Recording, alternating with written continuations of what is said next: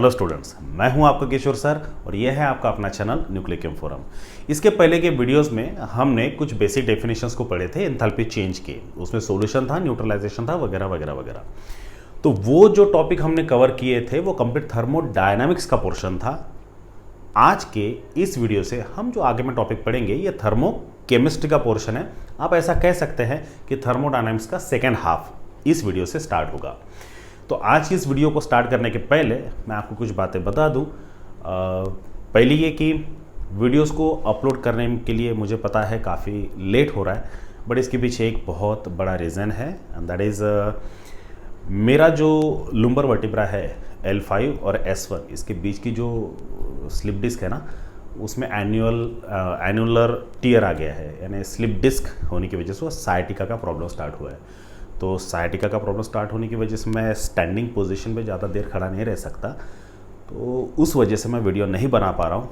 ये भी वीडियो बना रहा हूँ बट बहुत तकलीफ़ हो रही है, मैं खड़ा नहीं रह पा रहा हूँ, बट आपके लिए वो करना पड़ रहा है। कुछ दिनों के बाद में मेरा ऑपरेशन होगा तो मैं शायद 10-15 दिन में वीडियोस अपलोड ना करूं, तो उसके लिए मुझे थोड़ा सा माफ़ कर दीजिएगा। बट कोशिश रहेगी कि मैं बहुत जल्दी से जल्दी रिकवर होके आपके सामने सारे वीडियोस को मैं प्रेजेंट करूं, ठीक है। तो चलिए ज़्यादा टाइम वेस्ट नहीं करते और आज के इस वीडियो में हम पढ़ते हैं थर्मोकेमिस्ट्री का एक बेसिक पोर्शन, ठीक है। सो अब थर्मोडायनामिक्स तो हमने पढ़ लिए थे और थर्मोडायनामिक्स का डेफिनेशन अगर आपको याद होगा, नहीं तो होगा तो नहीं, मैं आपको याद दिला दूं। थर्मोडायनामिक्स में हमने क्या किए थे कि आपको क्या करना है, हीट एनर्जी है, उस हीट एनर्जी को एक फॉर्म से दूसरे फॉर्म में कन्वर्ट करना है। थर्मोकेमिस्ट्री में भी वही करना है, बस थर्मोडायनामिक्स और थर्मोकेमिस्ट्री में छोटा सा चेंज है। हालांकि है ये काफ़ी लार्ज डिफरेंस, बट डेफिनेशन अगर याद रखनी है तो ये छोटा सा चेंज है। वो क्या, थर्मोडायनामिक्स में हीट एनर्जी को एक फॉर्म से दूसरे फॉर्म में कन्वर्ट करने के लिए फिजिकल प्रोसेस करने की जरूरत पड़ती थी। अब चाहे फिजिकली आप कुछ वर्क करिए, फिजिकली कुछ प्रेशर अप्लाई करिए, फिजिकली कुछ फोर्स लगाइए, फिजिकली आप कुछ भी करिए, उस प्रोसेस में हीट एनर्जी जब एक फॉर्म से दूसरे फॉर्म में कन्वर्ट होती थी, that portion is in thermodynamics. Thermochemistry में यही बात थोड़ी सी अलग है। थर्मोडायनामिक्स में आपको फिजिकल प्रोसेस नहीं करना है।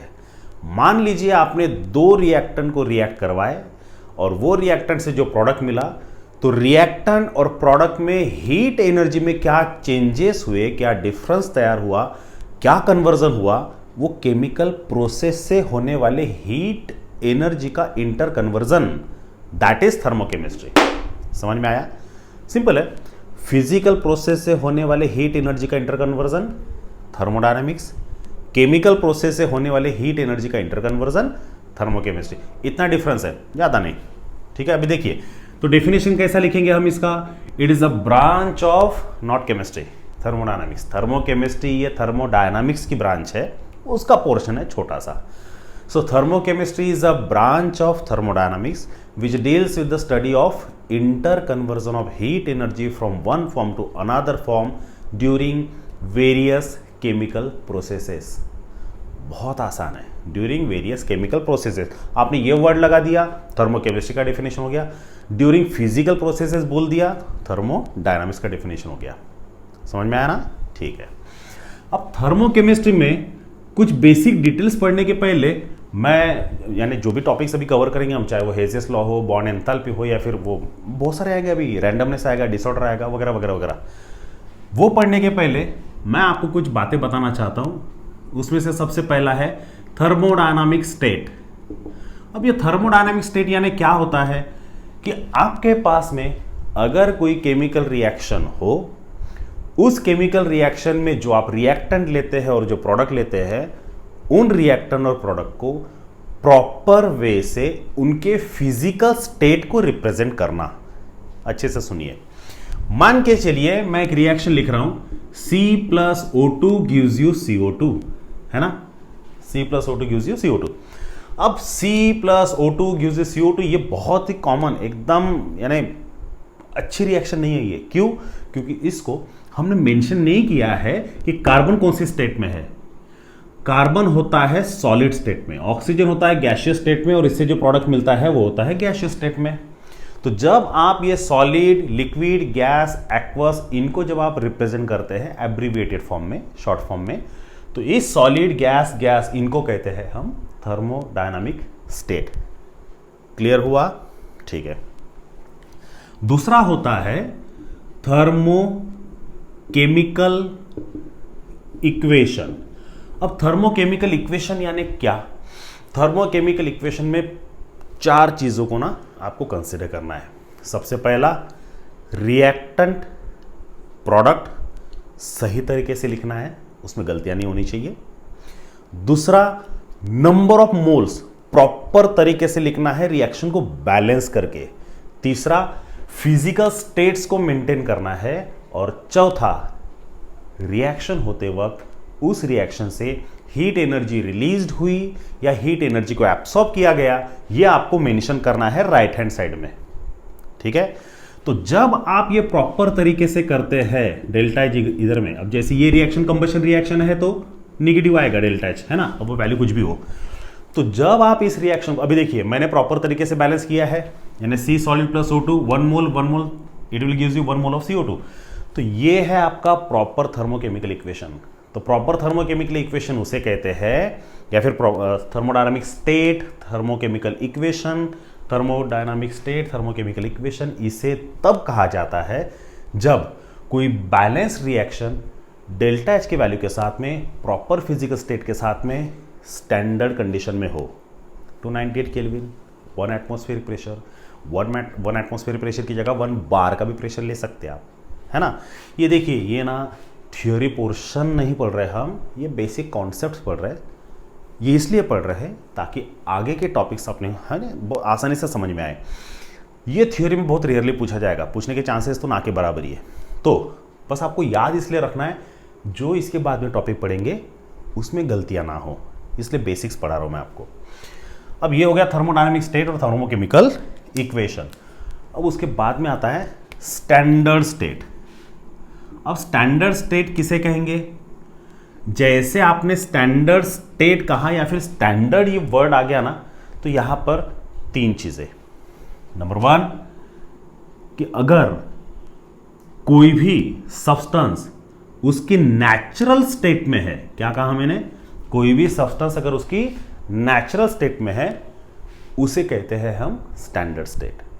ठीक है? ये जरूरी नहीं है कि यही हो, और भी चीजें हैं। मैंने 3 चीजें कहा ना, कोई भी सब्सटेंस, चाहे वो कार्बन हो, ऑक्सीजन हो, CO2 हो, नाइट्रोजन हो, हाइड्रोजन हो, कुछ भी हो, सोडियम, मैग्नीशियम, एल्यूमिनियम, कुछ भी, अगर वो एलिमेंट उसकी नेचुरल स्टेट में है, natural solid naturally solid form में मिलता है, आयरन नेचुरली सॉलिड फॉर्म में, ऑक्सीजन गैसियस फॉर्म में, हाइड्रोजन गैसियस फॉर्म में, कार्बन सॉलिड फॉर्म में, ये इनकी नेचुरल स्टेट हुई। जो भी एलिमेंट नेचुरली आपको मिलता है उनकी नेचुरल स्टेट में, उसको हम कहते हैं स्टैंडर्ड स्टेट। पहला।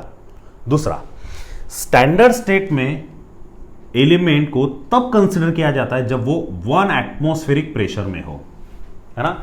नेचुरल स्टेट में होना चाहिए, 1 एटमॉस्फेरिक प्रेशर में होना चाहिए, या फिर 1 बैरोमीटर के प्रेशर में होना चाहिए। And third and last criteria, temperature should be at 298 kelvin, है ना। अब बहुत सारे साइंटिस्ट लोग ना 298 को नहीं, 310 को भी स्टैंडर्ड कंडीशन मानते हैं, 310 केल्विन को। बट बहुत दिनों से 298 केल्विन चल रहा है ना, हम भी वही कंसिडर करेंगे। सो स्टैंडर्ड स्टेट में वो सब्सटेंस कहलाएगा जो उसके नेचुरल स्टेट में होगा, 1 एटमॉस्फेरिक प्रेशर में होगा, 298 केल्विन में होगा। If this criteria will get satisfied, then the reaction is known as a standard thermochemical reaction. समझ में आया? ठीक है। अब थर्मोकेमिकल इक्वेशन लिखने के कुछ नियम है जो IUPAC नोमेनक्लेचर ने रख दिए हैं। तो IUPAC जो उनका यूनियन है, उन्होंने इसके कुछ नियम बताए, वो मैं आपको फटाफट बता देता हूं, उनका कुछ खास काम तो नहीं है। अब वो नियम क्या है? पहला नियम है कि आपको केमिकल रिएक्शन को प्रॉपर वे में बैलेंस्ड करके लिखना है, प्रॉपर वे में, ठीक है। दूसरा, रिएक्टेंट और प्रोडक्ट दोनों ये रिप्रेजेंट करेंगे कि रिएक्शन का डायरेक्शन क्या है। चलो ये पॉइंट मैं थोड़ा सा बाद में बताता हूँ। पहला पॉइंट आपको क्या याद रखना है कि रिएक्टेंट प्रोडक्ट प्रॉपर स्टेट में लिखना है। फिजिकल स्टेट, सॉलिड होगा S लिखना, लिक्विड होगा L लिखना, गैस होगा G लिखना, एक्वस होगा AQ लिखना। जो भी होगा, एक्वस आने के चांसेस तो बहुत ही कम है। तो कोई भी रिएक्टेंट सॉलिड लिक्विड गैस में होगा तो उसका एब्रिविएटेड फॉर्म SLG शॉर्टकट में लिखना है, पहला रूल। दूसरा, रिएक्टेंट और प्रोडक्ट को प्रॉपर तरीके से बैलेंस करना है, ठीक है। तीसरा, डेल्टा H का वैल्यू राइट हैंड साइड में आपको रिप्रेजेंट करना है, राइट हैंड साइड में लिखना है, जो भी वैल्यू होगा, है ना, जो भी वैल्यू होगा। जैसे अभी शायद इसका 280 आता है किलो जूल, है ना, 280 किलो जूल, तो वो लिखना है प्रॉपर साइन के साथ, क्योंकि यही वो साइन है जो वो डिनोट करेगी कि रिएक्शन कौन सी है। माइनस है तो जाहिर सी बात है हीट रिलीज्ड हुई, इवॉल्व हुई। प्लस साइन है तो हीट को एब्सॉर्ब किया गया।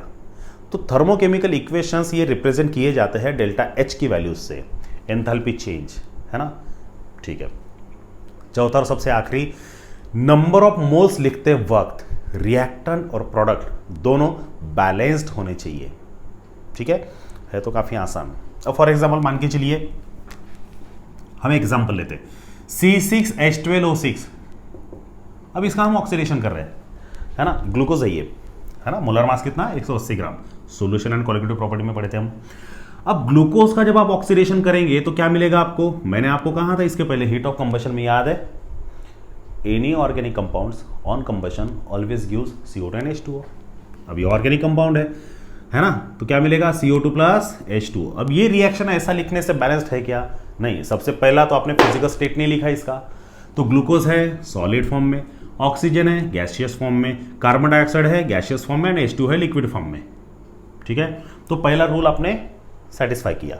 दूसरा, रिएक्शन बैलेंस है क्या, बैलेंस नहीं है, क्यों, क्योंकि ग्लूकोज में 6 कार्बन है, यहां पर आपने एक ही लिखा, तो बैलेंस करने के लिए यहां पर मुझे 6 लिखना पड़ेगा।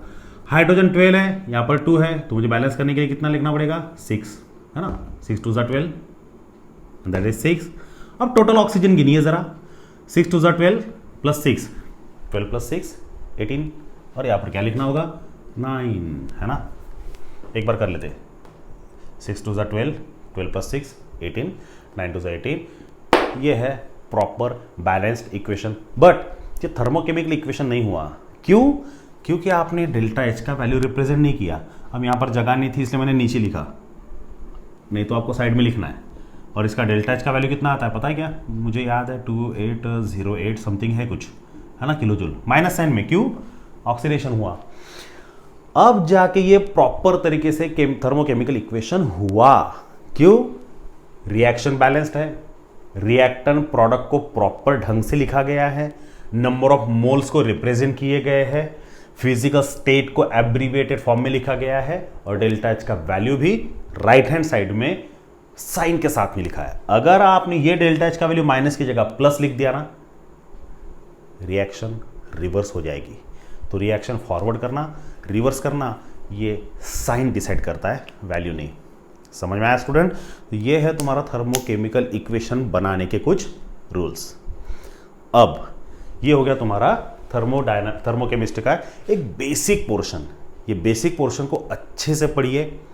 नीचे दिए गए डिस्क्रिप्शन बॉक्स में मैंने बेसिक डेफिनेशंस लिख कर दी है। इवन IUPAC के जो यूनियन के जो रूल्स है वो भी मैंने दिए हैं, अच्छे से पढ़िए। कुछ पोर्शन अगर छूट जाता है तो उसके लिए माफ़ कर दीजिएगा, और अगर कुछ डाउट्स है तो मुझे कमेंट सेक्शन में लिख कर भेजिए, मैं ज़रूर उस पर रिप्लाई करूँगा। स्टैंडर्ड स्टेट को भूलना नहीं है। ओके स्टूडेंट्स, तो मिलते हैं नेक्स्ट वीडियो में। नेक्स्ट वीडियो में हम पढ़ेंगे एंथैल्पी चेंज को हम दूसरे नाम से जानते हैं, उसका नाम है हीट ऑफ रिएक्शन। वो टॉपिक को हम थोड़ा डिटेल में जानने की कोशिश करेंगे। Okay students, thank you so much.